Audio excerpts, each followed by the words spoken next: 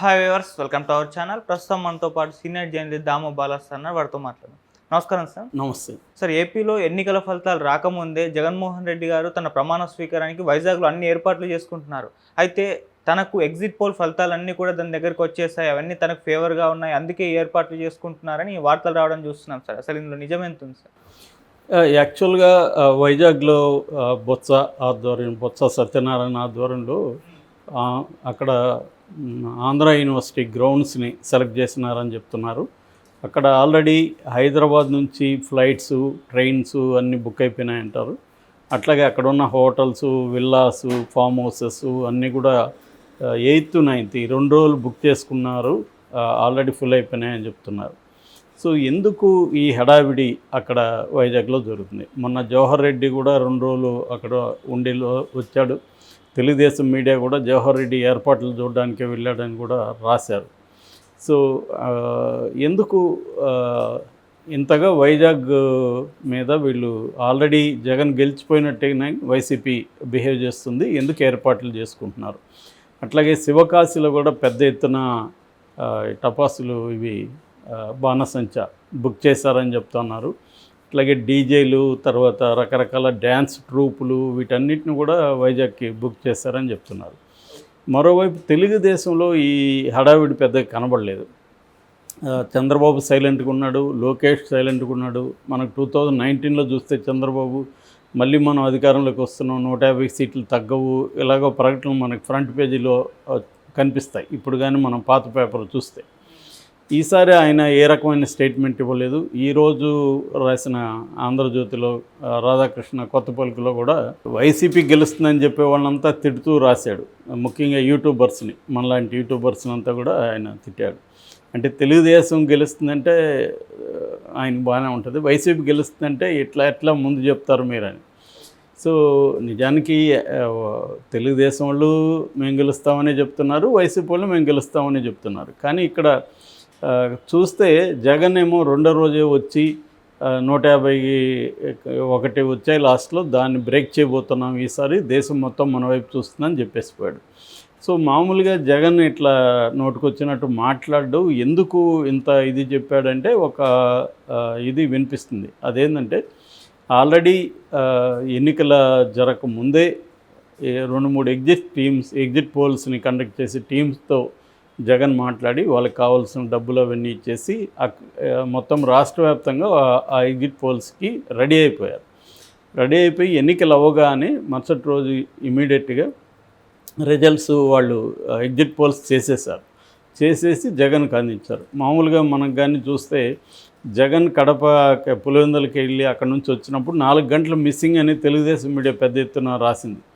ఆ 4 గంటలు జగన్ ఏమయ్యాడని. యాక్చువల్గా ఆ 4 గంటలు ఎగ్జిట్ పోల్ బ్యాచ్తో టచ్లో ఉన్నాడు అతను. సో మొత్తం ఎవ్రీ 175కి సంబంధించిన ఎవ్రీ నియోజకవర్గాన్ని దానికి సంబంధించిన మొత్తం దాదాపు 4 ఎగ్జిట్ పోల్స్ అతని చేతికి వచ్చాయని చెప్తున్నారు. వాటినంతా అతను కూలంకషంగా పరిశీలించి వీటి విశ్వసనీయత అంతా, క్రెడిబిలిటీ అంతా, దేని మీద మనం డిపెండ్ అవ్వాలి, ఏ వర్గాలు మనకు ఓట్లేశారు, ఏ వర్గాలు వేయలేదు, ఇవన్నీ అనలైజ్ చేసుకున్న తర్వాతే తను వచ్చి ప్రకటన చేసి వెళ్ళాడు అని చెప్తున్నారు. అందుకని తను కాన్ఫిడెంట్గా ఉన్నాడు కాబట్టి వైజాగ్లో ఏర్పాట్లకు కూడా గ్రీన్ సిగ్నల్ ఇచ్చాడు. అందుకనే వాళ్ళు గ్రీన్ సిగ్నల్ ఇచ్చి చేసుకుంటున్నారు. అయితే మరి ఈ విషయం చంద్రబాబుకి, ఇప్పుడు జగన్కి ఇంత నాలెడ్జ్ ఉన్నప్పుడు చంద్రబాబు అనుభవం అంతా జగన్ వయసు ఉండకపోవచ్చు కదా. ఆయనే అంటుంటాడు చంద్రబాబు, నా అనుభవం అంతా నీకు వయసు లేదు. సో 45 ఏళ్ళు అనుభవం ఉన్న ఆయన కూడా చేశాడని చెప్తున్నాడు. ఆయన దగ్గర కూడా ఎగ్జిట్ పోల్స్ వచ్చాయి. కాకపోతే ఏంటంటే ఆయనకు అనుకూలంగా లేవు కాబట్టి తెలుగుదేశం నాయకులు ఎవరు కూడా మాట్లాడలే. ఈవెన్ పవన్ కళ్యాణ్ అసలు ఎక్కడున్నాడు, ఏం చేస్తున్నాడు, స్టడీ చప్పుడే లేదు అసలు. సో క్లియర్గా ఏంటంటే చంద్రబాబు కూడా ఎగ్జిట్ పోల్స్ తమకు అనుకూలంగా లేవు కాబట్టి సైలెంట్గా ఉన్నాడు. అయితే అట్ ద సేమ్ టైం కంప్లీట్గా ఎగ్జిట్ పోల్స్ని నమ్మలేము. మనకి చూసాము 2022లో ఛత్తీస్గఢ్లో కాంగ్రెస్ మళ్ళీ అధికారంలోకి వస్తుందని అన్ని ఎగ్జిట్ పోల్స్ చెప్పాయి, కానీ రాలేదు. ఇక్కడ తెలంగాణలో కూడా కొన్ని ఎగ్జిట్ పోల్స్ మళ్ళీ కేసీఆర్ వస్తారని చెప్పారు, కానీ రాలేదు. అలాగా చాలా చోట్ల ఎగ్జిట్ పోల్స్ తప్పయ్యే అవకాశాలు అనుకుంటున్నాయి. అందుకని చంద్రబాబు కూడా ఏమంటే ఎగ్జిట్ పోల్స్ తప్పవి కూడా అవ్వచ్చు, కాబట్టి మనం సైలెంట్గా ఉన్నాము, పాజిటివ్గా వద్దు నెగిటివ్గా వద్దు, సైలెంట్గా ఉండి మన పని మనం చేసుకుంటాము, కౌంటింగ్ అప్పుడు జాగ్రత్తగా చూసుకుందాము అని వాళ్ళు ప్రధానంగా సిఎస్ని దించే దాని మీద చంద్రబాబు ఫోకస్ చేస్తున్నారు. ఈరోజు కూడా ఈవెన్ రాధాకృష్ణ కూడా ఏం రాశాడంటే, లాస్ట్ ఎన్నికలప్పుడు చంద్రబాబు ప్రకటించాడు, అయితే ఈసారి ప్రకటించలేదు, కానీ ఆయన మనం అధికారంలోకి వచ్చే ఏమి చేయాలి, ఎలా చేయాలి, తర్వాత పేషీలోకి ఎవరెవరిని తీసుకోవాలి, దీని మీద ఆయన కసరత్తు చేస్తున్నట్టుగా తెలిసిందని రాశాడు.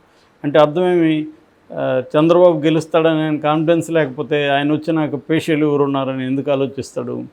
సో క్లియర్గా రాధాకృష్ణ తెలుగుదేశం మళ్ళీ అధికారంలోకి వస్తుందని చెప్పడం కోసం ఆ 4 లైన్లు అలాగా రాశాడు. మిగతా వైసీపీ వస్తుందని ప్రెడిక్ట్ చేసిన వాళ్ళంతా తిట్టాడు మొత్తం ఆవేశంలో. చివరిలో చంద్రబాబు వస్తాడని ఆయన చెప్పకనే చెప్పాడనమాట. సో అంటే ప్రిడిక్షన్ మా వైపు చేయండి కానీ అవతల వైపు చేయొద్దు అనేది దాని సారాంశం. సో ఏదేమైనా మొన్నటి వరకు కూడా ఒక మాట అనిపించేది, అదేంటంటే పెద్ద ఎత్తున తెలుగుదేశం వాళ్ళు బెట్టింగ్లు చేస్తున్నారని.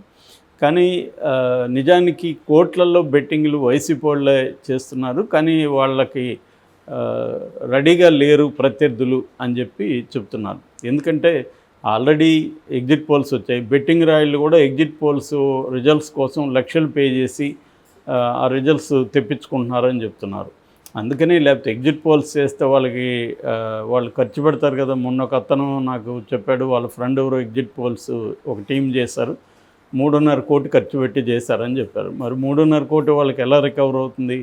సో ఇట్లా జగన్కో చంద్రబాబుకో వాళ్ళు అమ్మాలి ముందుగా, తర్వాత బెట్టింగ్ రాయిళ్ళకి అమ్మాలి. సో ఆ కార్యక్రమమే జరిగిందని చెప్తున్నారు. అందుకని జగన్ కాన్ఫిడెంట్గా ఎవరిని మన ప్రశాంత్ కిషోర్ని కూడా ఛాలెంజ్ చేసి ఈ మాట చెప్పాడని చెప్తున్నారు. కానీ ప్రశాంత్ కిషోర్ ఏమో రివర్స్లో మొన్న కూడా 50 సీట్లు కూడా రావు జగన్కి అని చెప్తున్నాడు. సో ఇవన్నీ కూడా ఏంటంటే ఏది కూడా కాంక్రీట్గా మనకి తెలీదు. కానీ ఎగ్జిట్ పోల్స్ ఇప్పుడు నేను చెప్పిందే కరెక్ట్ అయితే జూన్ 1కి మనకి ఈవినింగ్కి తెలిసిపోతుంది. జగన్కి అనుకూలంగా ఉన్నాయి అన్న వార్త వస్తుంది కాబట్టి, జగన్కి అది ముందు తెలుసు కాబట్టి తను అనౌన్స్ చేసేసి కూల్గా వెళ్ళిపోయాడు.